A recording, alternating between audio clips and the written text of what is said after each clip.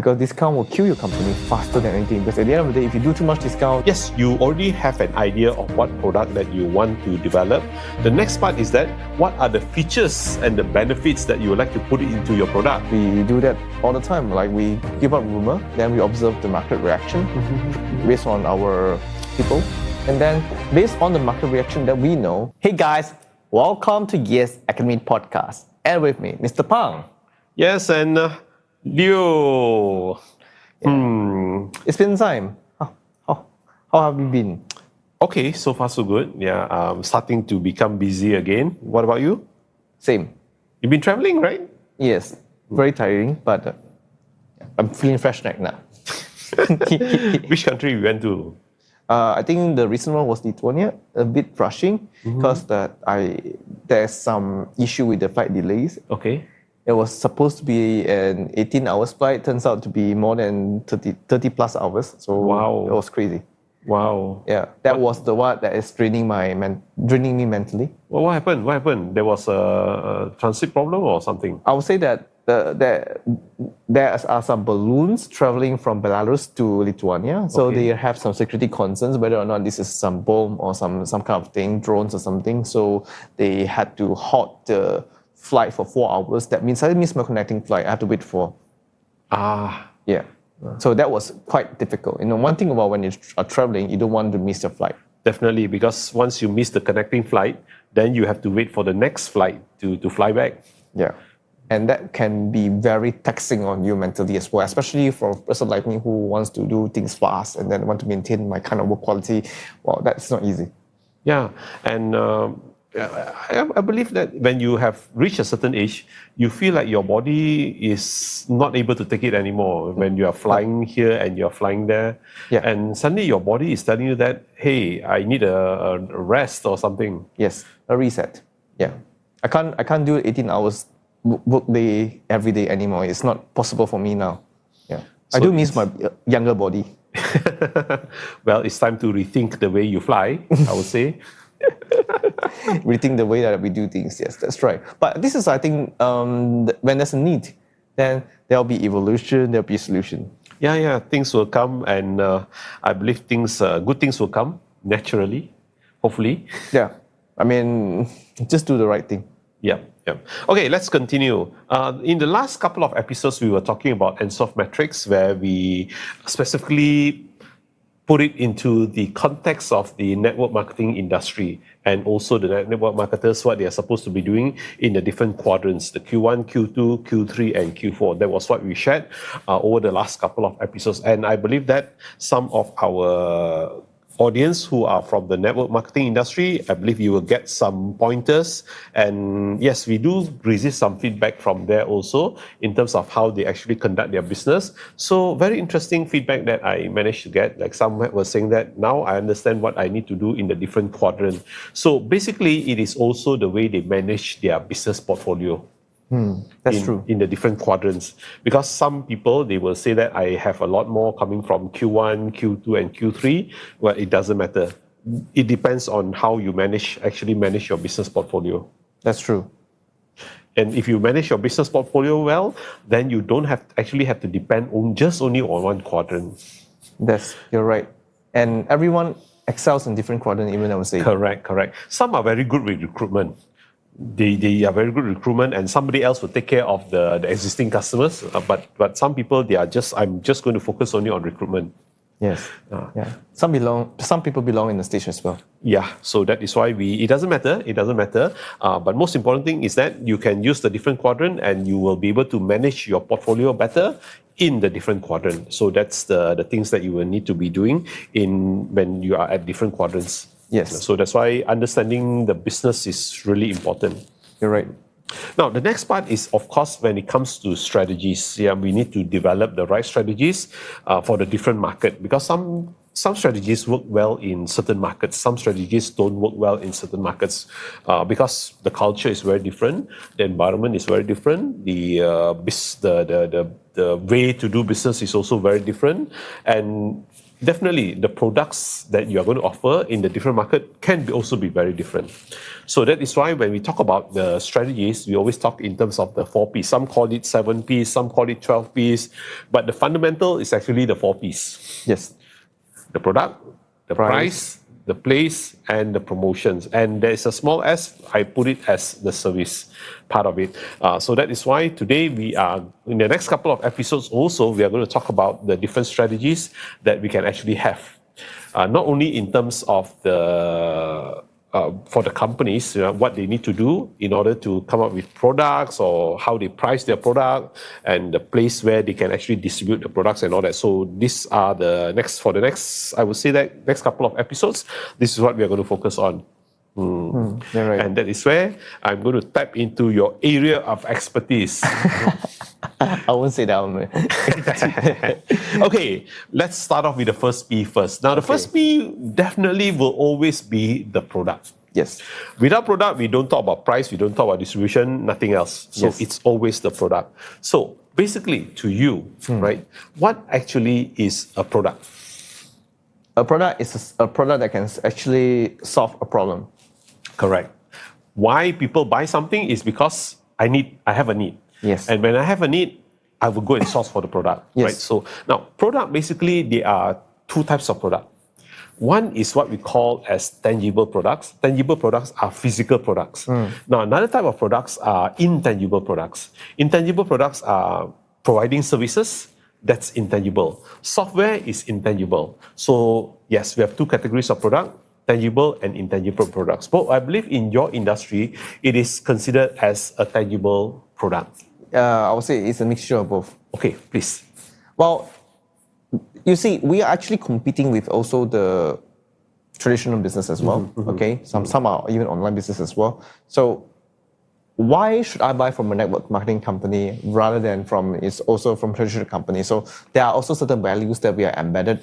Not only we have the branding, we also have the system, we have the culture as well. So it's not just the product that we're selling, we are also selling the opportunity. So which is why in network marketing, there are always emphasis between whether or not they emphasize a lot more on the opportunity or a lot more on the product or a balance. Yes, because when I was doing the consultancy for that network marketing, at that time, if I'm not mistaken, the percentage in terms of the consumer and also the business builders, they call them business builders, basically 60-40. 60 from the business, 60% comes from the consumer side and 40% comes from the business builder side. So that's why they are focusing on both. And when they were telling me my scope, that I will need to focus on both, I say, okay, fine, let's develop and see how we can do things differently for the consumer side and also for the business builders. Yes. And I believe that coming to this product itself, we need to also be more realistic as well. At the same time, also allow some rooms for hype as well, because at the end of the day, in marketing, without hype, you just cannot go. Definitely. All right. So let's look at the factors that affects your product strategy. What are the factors that will affect your product strategy? Number one is that definitely the first and foremost before creating any products is the research and development of that product.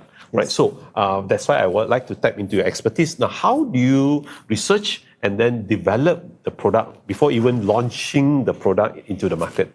Oh, we do a lot of research. Like, for example, we actually I think that one of the most practical way is to observe what is trending in the market and what is winning in the market. And then to understand also why they are winning, what are the products that they're winning, and then to replicate. Yeah. I would say that this is the most practical approach, even for big companies like Apple or Xiaomi, because especially Xiaomi, they actually try to copy from Apple initially, and now they innovate and become even better. So we do that time to time, and then this is also considered the least risk-taking as well, because the people already, spend millions of R&D, to actually pave a way for you, and all you have to do is to take their market share. pretty straightforward. And some companies, what they call this as reverse engineering. Yes. Yes, I will get the product in, and then I will dismantle the product, and then I will see, what is inside the product, and then how they can actually improvise from the original product. Yes. So this is the other thing, what we call as reverse engineering also. Yes. Do you all do that? Yes. I mean, not reverse engineering that kind of product, but you test your competitors' products. Yes. And time to time, we are a bit surprised how unethical they can be. Yeah. Like, for example, they are putting all kinds of very bad substance inside. Or sometimes we realize that they are putting substandard stuff. Oh, okay. Like, for example, they want to put, let's say for joint care, glucosamine is the go-to. But then sometimes when we check it, we're like, oh, you don't even have glucosamine inside. I mean, that's ridiculous. The label is glucosamine, but it's something else. So we learned, and then we understood why certain brands, they are always available, they are cheap, everyone is selling it. That's because that the margins are given to lots of retailers, and then they are basically eating junks. Of course, we want to comment who, but then time to time we learn, and then we actually do testing, and then that's why we learn. Do you actually ask your customers what actually products they are looking for? Yes, we do all the time. Then again, that would not be our highest priority. The reason why is because that time to time we also need to understand what we are good at. That's number one. And number two, what the customer want after they tell you does not equal to mean it is a sale. So it takes a key opinion leader. I wouldn't use the word so freely, like, for example, a typical KOL, but we will say that someone who can command the market, who really have influence over the market, then only we know. So first identify whether or not we have the market first, then only we develop a product that the market wants will be the utmost priority. Yeah. It's like, for example, before I want to walk into slimming industry, I would say. So the first thing I would think is, how can I get a capable leader, let's just say from Herbalife or even from New Skin TR90, and then develop something to really compete with them. So I think it's actually an open book. I mean, this is something not rocket science, but then again, many people actually don't realize that, because some people just want to develop a product and then they believe that product would sell itself. But first, you need to get someone within the industry who knows how to get it done, because product can't sell by itself. Yeah. And then, of course, the other part is to speak to experts in the industries, right? Yeah. Yeah. And we have to be very careful as well. Yeah. And the good thing is we actually have R&D. We have like 5 to 6 R&D in our team, so they know exactly like let's just say the science behind the formulation and everything, and also doctors, so we can understand the needs, and then we reverse engineer how to meet the demand. Because at the end of the day, okay, let's put it this way, especially in Asia countries, there are more unscrupulous business owners than ethical ones. So the business and opportunity is actually in Asia. Yeah. I can understand that, because the rules and regulation over in Asia is not as strict as those in the Western countries. Yes, you're right. Yeah. So which is why the opportunity is actually here. So, and with AI coming in, we are actually very happy, because AI is actually the number one tool that will actually, educate the consumer to be more careful with their decision making. And as long as you constantly do the right thing, the AI will recommend you. Yeah, definitely. All right, so let's go for a short break, and then when we come back from break, we are going to continue on in terms of what are the different aspects while you are developing the product. Okay, be right back.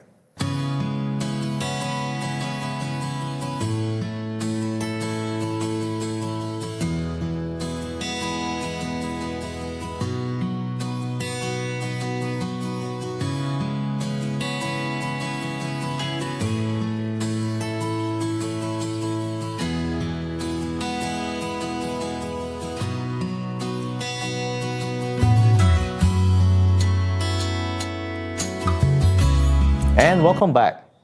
Yes. Well, something very interesting, because product is always the fundamental and it's always the foundation of any business. No product, nothing can be taught. Yes. Right, we spoke about R&D, research and development. Definitely, we need to know what products will be suitable for your groups of customers. Now, the next part of it is in terms of, yes, you already have an idea of what product that you want to develop. The next part is that what are the features and the benefits that you would like to put into your product? Very important. How would you determine, in terms of your business, how will you determine the feature? I think there are some hard and fast rule for when it comes to the needs, like sell a woman, beauty, sell the old person, longevity, sell the man, sex. So the mindset will be... Sex, Oh, okay. sexual, yeah, man, and then sell the children. Brain Yeah. development. Yes. Yeah. This is the one hard and fast rules that when it comes to our decisions, and then this is also the guiding stones on how we actually decide as well. Because these are the things that you can't run away from it.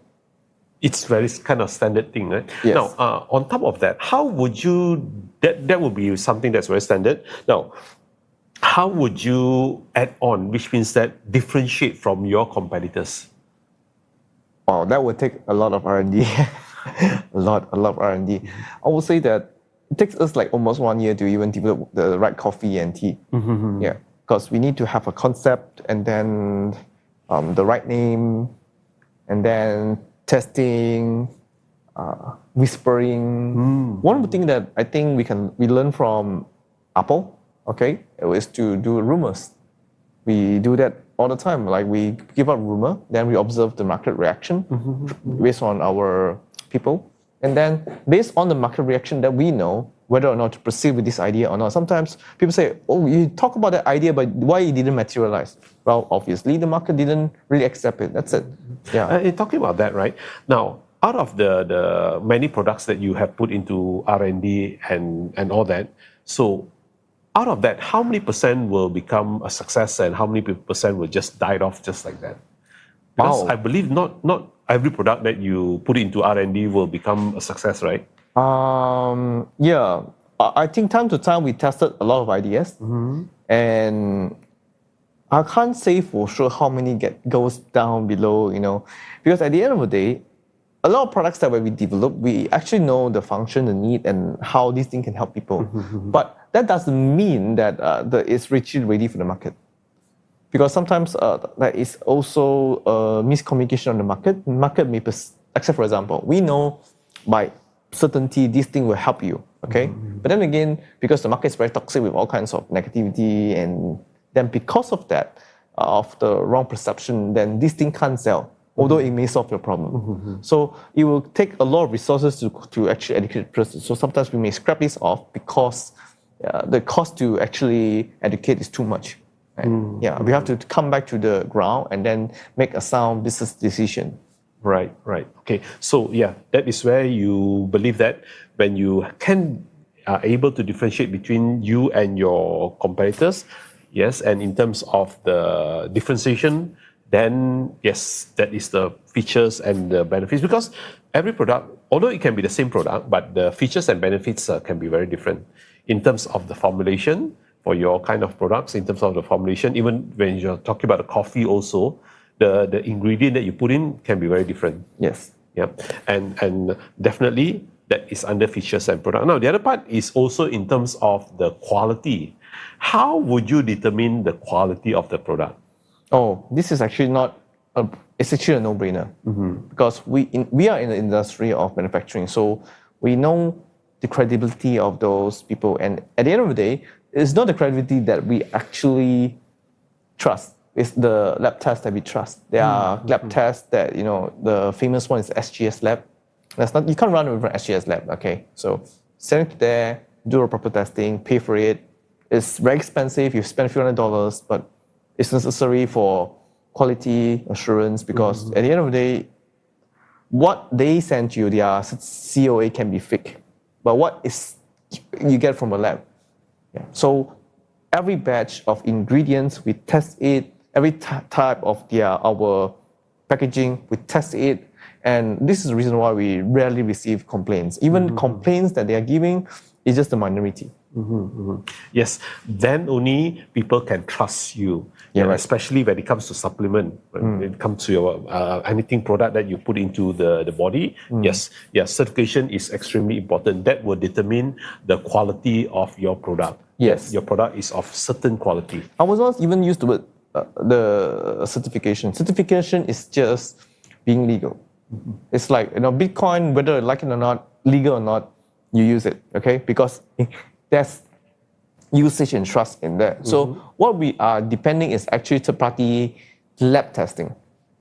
Because you cannot be assured by the supplier, because the supplier is there to make the maximum profits. So you want the third-party testing to ensure that that particular ingredient that are selling is of quality. Yeah, and also we only deal with high reputable suppliers. So this is a two cross-check. First, reputable supplier of scale. Second, we even send the lab test to ensure that they do not, give you substandard stuff. Yeah. So these are important because we're dealing with people's life right here. So anything wrong, and you have to involve people's lives, it can be detrimental. Definitely. That's why quality is really important. Yeah. Okay, good. Next is in terms of the value for money. Because if your product is of quality, of course, you need to charge a certain amount for the price, right? The price that you need to charge that will provide that kind of value. So basically is that when I pay that price, I get that kind of value. So basically it's to determine what is the value of your product. So that will also determine your product, whether your product we can be classified as premium product or for the mass market or even for the lower market. Yes, you're right. I think time to time we benchmark ourselves in e-commerce. We found out the industry leaders. The best way is to see who is really selling, who is really winning, and then what are the pricing they are doing, okay, and then benchmark it and then they will more value. Yeah. One thing I learned is that we don't really focus on the discounts, because discount will kill your company faster than anything. Because at the end of the day, if you do too much discount, then nobody buys it when there's no discount. So time to time we rotate it, and then we try to give more values, and then we found this particular strategy the most practical. Yes, because a lot of customers, when they buy any products, they always look for value. You're right. Yeah, whether the value helps me, the value is of value to me, or no, this one is not for me. You're right. So which is why time to time we benchmark, and then we, at the end of the day, I think that the one thing we learned from Xiaomi, I like to use the word Xiaomi. I mean, Lei Jun is my new, I will use the word idol, but some role model. Okay. Yeah. So they introduced the car SU7 and also YU7. So this particular segment are considered as the middle upper segment. So we focus very seriously on that, because this is where it thrives, and then the pricing is not too high nor too low, and people can afford, and you can build a very systematic pay plan around that. Yeah. Now, since you are taking Xiaomi as an example, so let me just use Xiaomi to share with you in terms of how they actually create value for the money that you are paying. Actually, what happened is that those days Xiaomi is always known as the Apple copycat. Yeah. So whenever Apple came up with a product, then Xiaomi will copy and then will come up with, I would say that, a much improved product. And also, but the pricing is definitely much lower than what Apple is charging. So basically, with the same kind of features or the benefits, but Xiaomi is actually charging lower, which means that if you look at overall value, then Xiaomi is actually value for money. Yes. And this is exactly what we are learning as well. Yeah, because I think the world has moved from where it can create a big brand with expensive price tag. Now I think it has moved towards more matured, and everyone is looking online. So we always ask this question: if you are 25 years old or 28 years old, would you buy this product? It always comes back to the most fundamental, and which is the reason why our customers, find hard to leave us, because they can't find another substitute outside there. Yes, there may be more exciting opportunities. There will be more prettier, better, louder whatever you call that. But then in the end, they still buy our products. They just can't run away from it. Because they always find something that you have, other people will not have. Yes. Good. So let's go for a short break. And when we come back from the break, we will be talking about the other factors when it comes to product strategy. Be right back.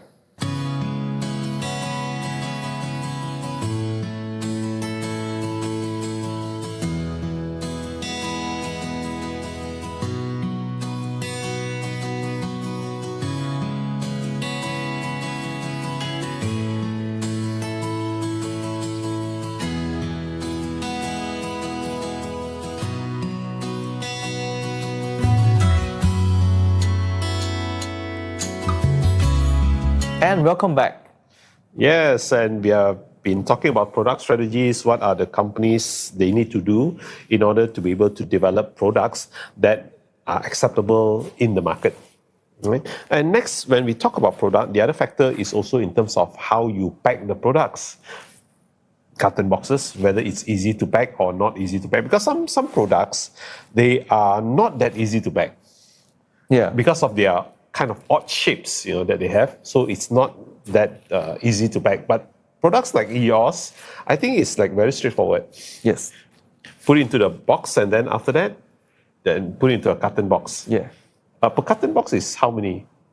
Every SKU is different. So some of them are bigger, some of them are smaller. So yeah. But we do actually customize our carton box to maximize our usage of the product as well. Yeah. It's also very important. How did you come up with the packing? Yeah, with the packing, the box for the product and the box for the carton box. How do you determine that? We actually go with the airline standards, okay, because there's a thing called volumetric weight. So we actually optimize it because if let's say sometimes your boxes are in a very odd shape or something too big, so you are charged more. Yeah, so we have to really follow some guideline on the airline and also the weight, the max optimum thing. So we actually do that. Yeah, because you send through airlines, right, through the planes. Yes, even airline also see fit as well. So that's why we actually do modifications around even the carton box and also the boxes. It's not easy, but all these are very, very vital to our decisions as well. And also we keep all our boxes very uniform as well, because when it comes to packaging, you want to avoid too many kinds of sizes. Yes, yeah. Because that can be very confusing. Yes. Unless you are selling different sizes.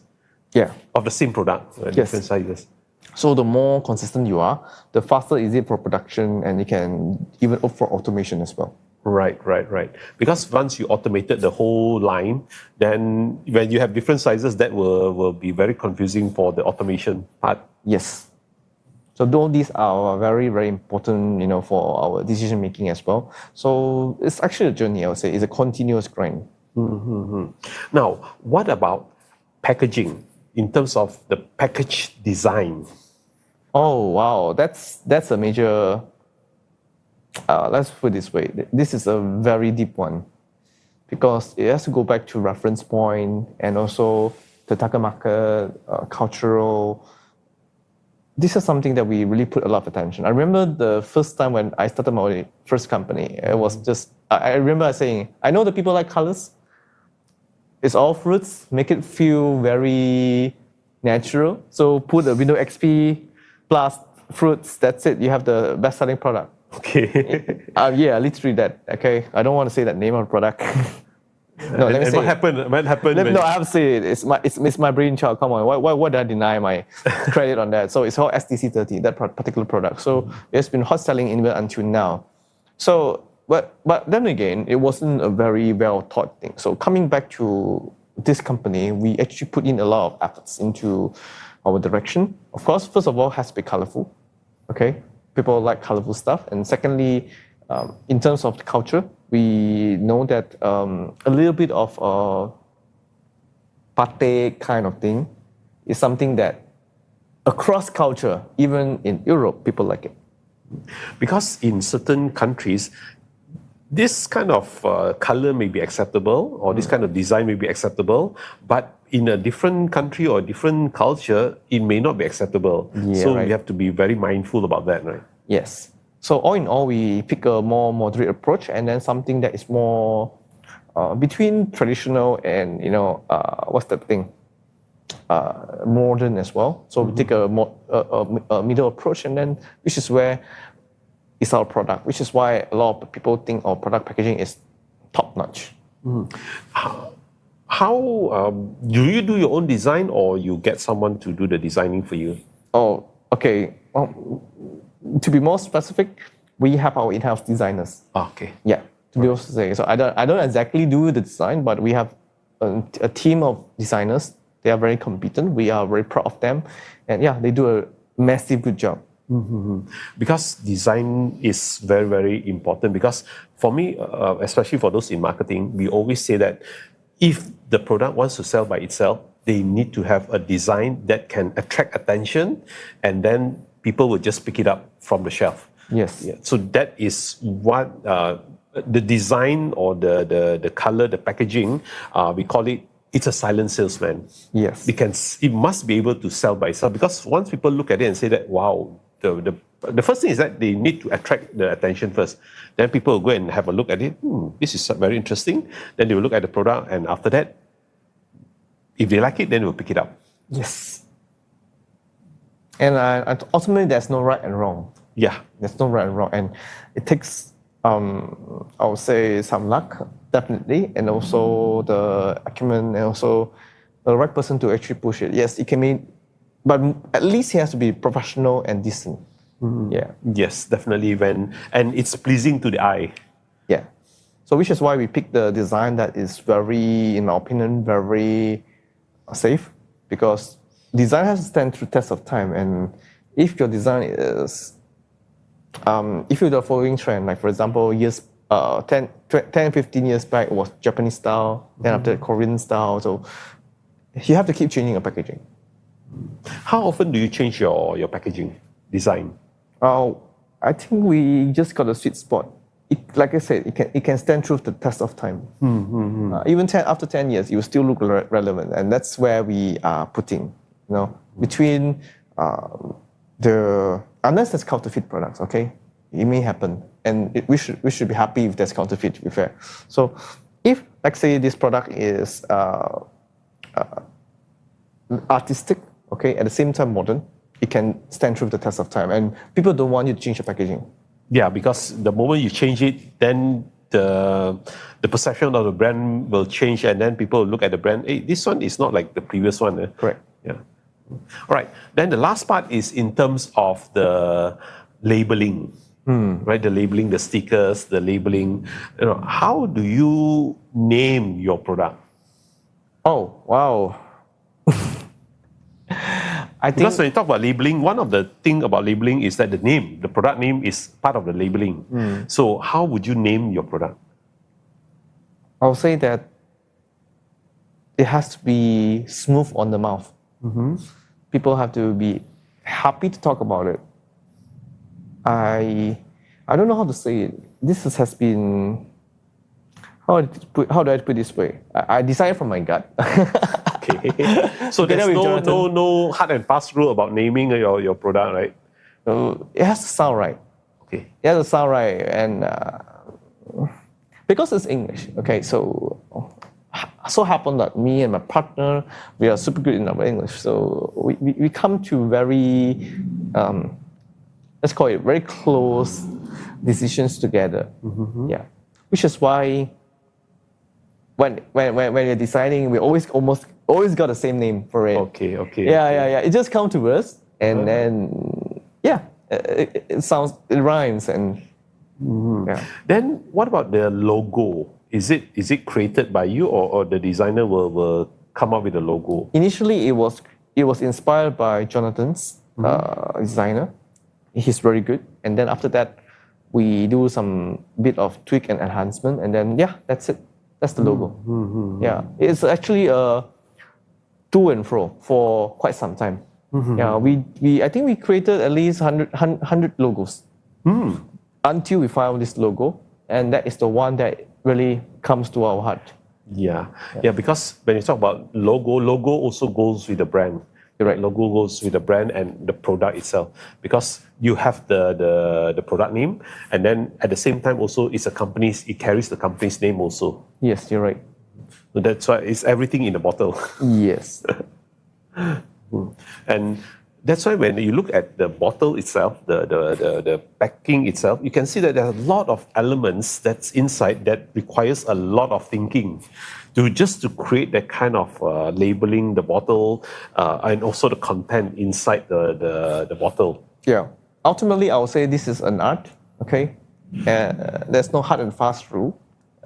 It is a product of a lot of experience and a lot of years of, and yeah, I would say I can't really tell you, let's just put it this way, it's magic. I agree with that part, because for me, developing the product is actually an art and a science. Yes. The science is because of the formulation, the ingredients. The art is because you need to create something that is pleasing to the eye and attracting the attention. Yes. So it's actually a combination of both. And I'm very proud of our job, and I think that we are really helping a lot of people to actually, not just in Yes Global, we are helping people's lives as well, even in our OEM business as well, private labeling as well. We're helping a lot of people to realize their dream to becoming a boss, and yeah, it's something that we have a lot of pride on it. Right. Good. Let's go for a short break, and then when we come back, let's talk about the intangible part of your business. Great. Yeah, the product, the intangible product, the intangible part. So just to help our audience to understand the tangible, which is the product, the physical product, and the intangible part, which is, I believe that is the opportunity, right? Okay, so we'll talk about that when we come back from the break. Be right back.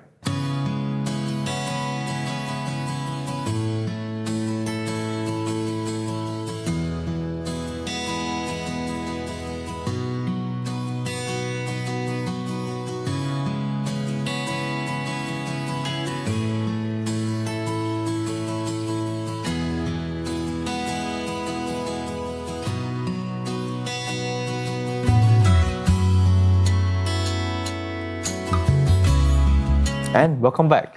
Yep. So we have been having a wonderful discussion about product, right? We have been covering about tangible products. So let's look at the intangible part of your business, right? The intangible products. So which I would say that one part of your intangible product will be the business opportunity part of it. So please tell our audience more about it. I think it comes hand to hand on the product as well. Then again, the compensation plan has to be enticing as well, because at the end of the day, if you don't make money from business, you won't really want to push it. We time to time actually benchmark our compensation plan in the market to see who are they winning, who are they really working, and so forth. It wasn't easy, and we revise and then to see how we can really attract people. Because if you don't attract people, then things just can't move as well. True. So basically what it means is that before you even develop the business opportunity, the compensation and all that, you need to research first, right? And Yes. benchmark yourself against the other competitors and see where do you stand. Then after that, once you have already come up with it and all that, will you stick to it or will you do modification and to improvise on it? Yes, we have to innovate and then find a niche that will actually separate us from the competitors as well.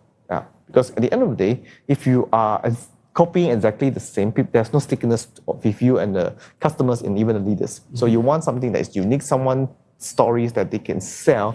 Then only we can move past from this point to that point where there will be brand loyalty as well. If not, let's put it this way.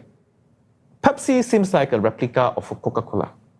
And that's the reason why after 10, 20, 30 years of war, eventually you stop seeing Pepsi from the shelf. So once you don't have a strong differentiation, why Pepsi Cola? Okay, no matter who endorses it doesn't matter, okay? But once you don't have that identity, then the loyalty just dies. Yes, so that is why you see that, right? In terms of the combination in any organization, I would say that, right, the tangible and the intangible part, they always work hand in hand, because when you have the tangible without the intangible, it still wouldn't work out. Yes. And which is why time to time we have to focus on our values, focusing on our why do we need to buy this product? What is so special about our product? What is our mission, our vision? And then how this thing can solve the problem. This is the most important thing. And then let them understand that they are part of a family. Because at the end of the day, what is going to keep the people in an organization is actually the culture. And culture is one part of the intangible product. Yes. And something that cannot be seen, but it can be felt. It can be felt by people. Because if the culture is like very toxic kind of culture, for example, right, then people will say that, no, I don't want to work in there because the culture is too toxic or too stressful, too pressurized. So people will say that, no, that is not a good environment to work in. So that is part of the culture. But if the culture is very positive, very constructive, and building people. So I believe that culture will attract the kind of talents that you are looking for. So basically, it's also the intangible part of your product. Yeah, you're right. So which is why time to time, I think one of the things that we learn is to actually be accessible to the people as well. Because time to time, what social media has created is actually a room where the business owners can connect directly with the end users. They want to be connected with you. They want to see what kind of person you are. Then they want to be like you in some ways, or let's just say be inspired by you. So time to time, we learn, and then we also give inspiration to them, and to be a role model. That is it. And people like Lei Jun, this particular guy, see, wherever he starts his own live stream and look at the sales that he's gathering in the first day, second day, that is what we aspire to be. Yeah. Ultimately, people buy because of the personal brand. Yeah, very true. That is an intangible part. Because if you put a product there, and actually, people don't have to buy. You're right. Yeah, people buy is because those people behind the tangible product is the one that is driving the product. You're right. And because of that, because of the drive that they have, and you can see the offtake for the tangible products is much, much higher. Yes. Which is why that even, I would say that if there's a recent scandal on Xiaomi on not only just a scandal, but more like a bad optics on Xiaomi on the car, SU7. And after they made the live streaming on how they actually I don't know how they dismantle the whole car and then put it back again, something like that. So they actually gain a very good optics, and then they actually have a more loyal foot ground on that. So yeah, all these are intangible things are the one that's going to keep your customer. Of course, you need to maintain certain quality and everything. That is very important. But at the end of the day, also the intangibles are the one that is just like you have to inspire love. Yeah, and that's why we want organizations and companies not only to focus on the tangible part of the product, but also on the intangible part, because a lot of times they forgot about the intangible part. You're right. Rather than, and as compared to the tangible, the focus will be very much on the tangible, but not the intangible. So please remember, let's focus on both the tangible and the intangible part, because both has to work hand in hand when it comes to product strategy. You're right.